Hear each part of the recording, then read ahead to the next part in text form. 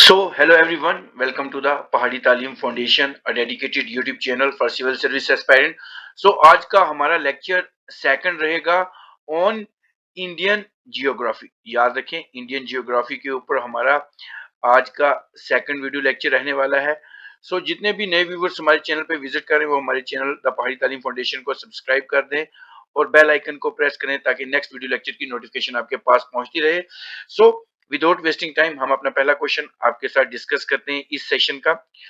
So question number first रहेगा, a level of atmosphere which is composed partly of electrons and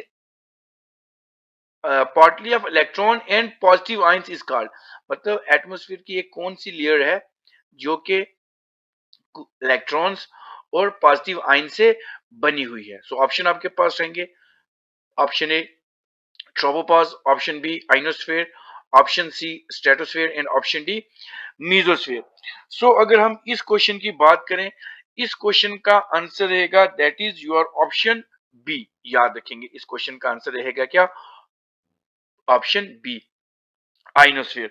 So ionosphere is the layer of atmosphere which is composed partly of electron and positive ion. तो ये रहेगा हमारा इस question का answer, जो ions positive electron के साथ बनी हुई होती है. चलते हैं हम अपने नेक्स्ट क्वेश्चन की तरफ. नेक्स्ट क्वेश्चन सेकंड रहेगा इस सेशन का. The smallest island country in the Indian ocean. अगर हम इंडियन ओशन की बात करें, हमारा जितना भी इंडियन ओशन है, मतलब ये इंडियन का जितना भी सौदर्न पोर्शन है, सौदर्न पार्ट है, तो ये जो इंडियन ओशन है नीचे यहां से, तो smallest island in Indian ocean. और इंडियन ओशन ही एक ऐसा ओशन है जो किसी कंट्री के साथ ना एसोसिएट करता है, तो इंडियन ओशन ही उसको कहते हैं. सो अगर बात करें क्या सबसे स्मॉलेस्ट मालदीव्स है, श्रीलंका है, मॉरिशस है या मदागास्कर है. सो अगर हम इस क्वेश्चन की बात करें, इस क्वेश्चन का आंसर रहेगा option A, that is Maldives. So Maldives एक ऐसा आइलैंड है, स्मॉलेस्ट आइलैंड कंट्री है इंडियन ओशन में. और एक और बात अगर मैं इंडियन ओशन की करूं, कभी कभी क्वेश्चन पूछते हैं इंडियन ओशन की शेप कौन सी है, तो इंडियन ओशन जो है वो एम शेप है उसकी. ये क्वेश्चन भी आपको एग्जामिनेशन में देखने को मिल सकता है. ठीक है जी.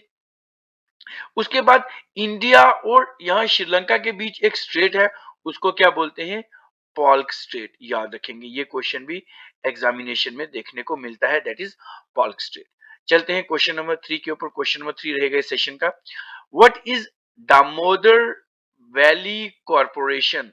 ये जो दामोदर वैली कॉरपोरेशन है, ये क्या है? सो थोड़ा सा ऊपर स्क्रॉल कर लेता हूं, क्वेश्चन विजिबल रहे आपके सामने. सो ये क्या है? ये जो दामोदर वैली कॉरपोरेशन है, क्या ये स्टैट्यूटरी बॉडी है, municipal corporation looking after Damodar valley है, या एक प्राइवेट इंटरप्राइज है जो कि बिहार में है, या एक नॉन गवर्नमेंटल ऑर्गेनाइजेशन है? ठीक है जी, एक नॉन, जिसको हम एनजीओ कहते हैं, नॉन गवर्नमेंटल ऑर्गेनाइजेशन.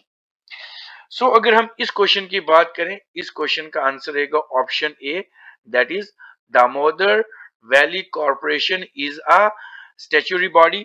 ठीक है ना. So the corporation came being, ये कब बनी थी, ये क्वेश्चन भी पूछते हैं. तो इस क्वेश्चन की बात करेंगे, जुलाई 7 1948 को ये जो थी आई थी, by the act of an Indian constituent assembly of India. याद रखें. सो दामोदर वैली कॉरपोरेशन क्या है? एक स्टैट्यूटरी बॉडी है. चलते हैं नेक्स्ट क्वेश्चन की तरफ. नेक्स्ट क्वेश्चन रहेगा फोर्थ ऑफ दिस सेशन.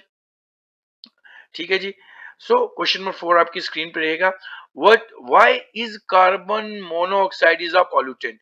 जो हमारी कार्बन मोनोऑक्साइड है, याद रखेंगे, कार्बन मोनोऑक्साइड है, उसको पॉल्यूटेंट क्यों कहते हैं? एक तो क्वेश्चन रहेगा ऑप्शन आपके पास, क्या वो रिएक्ट विद हीमोग्लोबिन, जो हमारा हीम, जो जिसको हम एच बी कहते हैं, एच बी कहते हैं हीमोग्लोबिन, जिसमें हीम जो होता है वो आयरन होता है और ग्लोबिन जो होती है वो प्रोटीन होता है. याद रखेंगे, this heme is an iron and this globin is a protein. याद रखेंगे. ठीक है जी.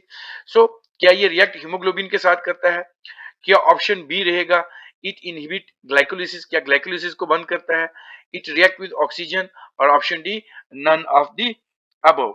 सो अगर हम इस क्वेश्चन की बात करेंगे कि कार्बन मोनोऑक्साइड क्यों पॉल्यूटेंट है, बिकॉज इट, इसका आंसर का ऑप्शन है because it reacts with haemoglobin. ये हीमोग्लोबिन के साथ रिएक्ट करता है, इसलिए ये क्या है, एक पॉल्यूटेंट है। सो कार्बन मोनोऑक्साइड CO से डोनेट होता है, ये याद रखना है।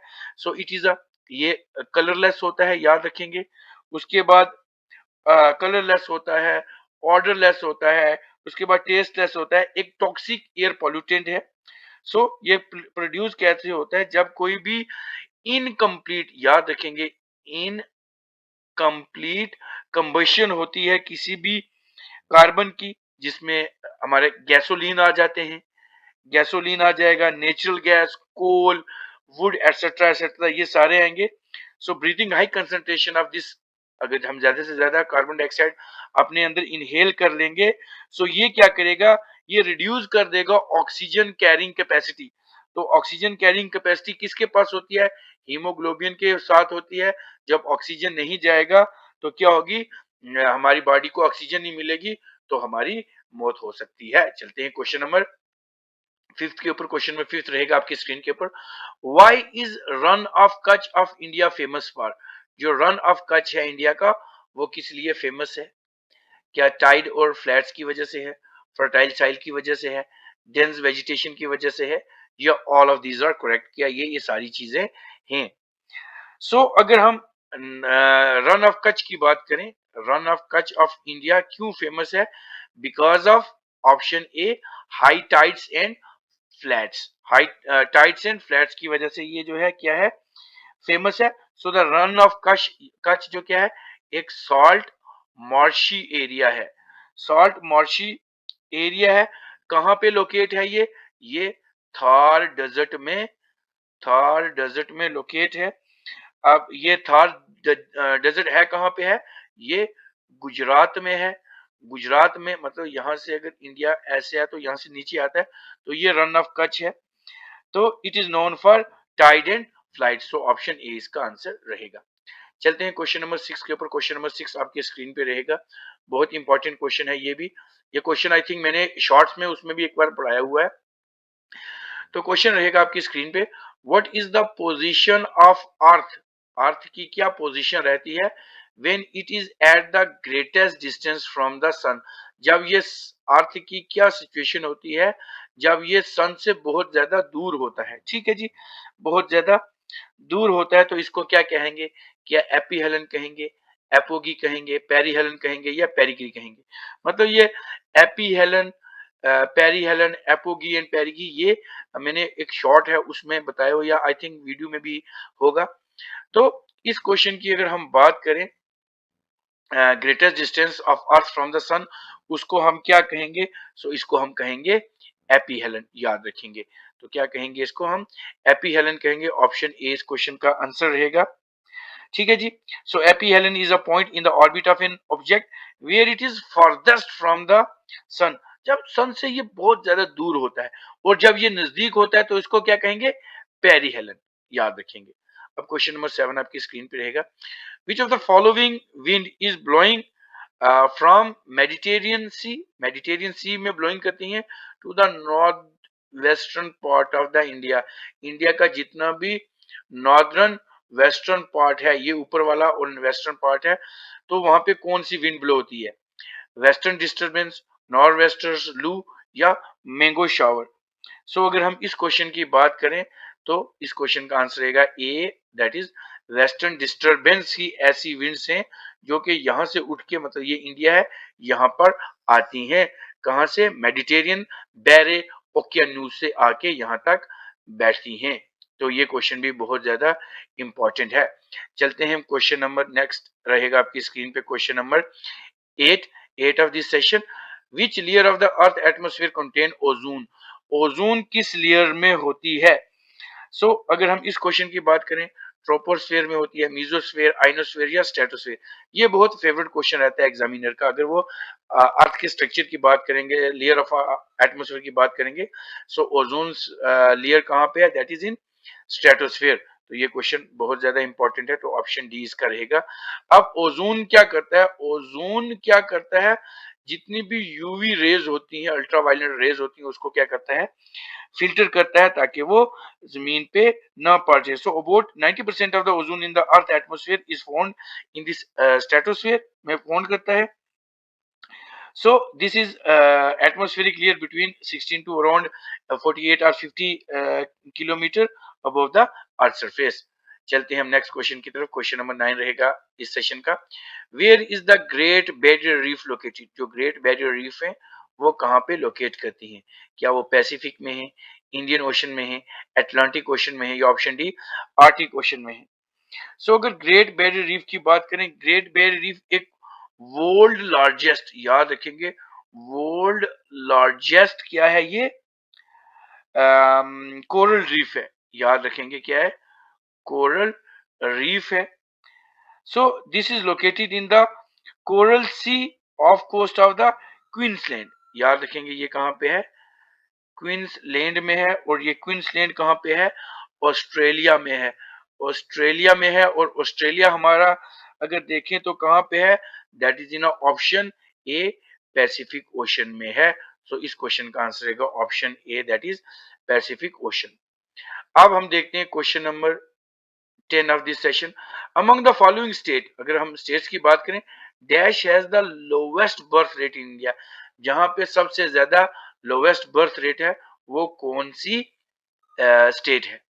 क्या वो केरला है, उत्तर प्रदेश है, बिहार है, या वेस्ट बंगाल है? सो अगर हम इस क्वेश्चन की बात करें, इस क्वेश्चन का आंसर रहेगा option A, that is Kerala. Kerala एक ऐसी स्टेट है जहां पे क्या है, सबसे लोवेस्ट बर्थ रेट है। अगर इन ऑप्शंस की बात करें, ठीक है जी। So Kerala has the lowest birth rate. अब पूछ लेंगे कितना है, तो 14.17% है ये। So according to the latest data, so Bihar, so अगर हम हाईएस्ट बर्थ रेट की बात करें तो बिहार का जो है वो सबसे हाईएस्ट बर्थ रेट है। ठीक है जी, सबसे ज़्यादा अगर बर्थ रेट है वो बिहार का है और लोवेस्ट जो है वो केरला का है। सो ये चीज़ें आपको पता होनी चाहिए। ठीक है जी। सो ये चीज़ें आपको देखनी है। सबसे पहले तो आपने मुझे स्कोर बताना 10 आउट ऑफ 10 में से आपका कितना आया है। ठीक है जी।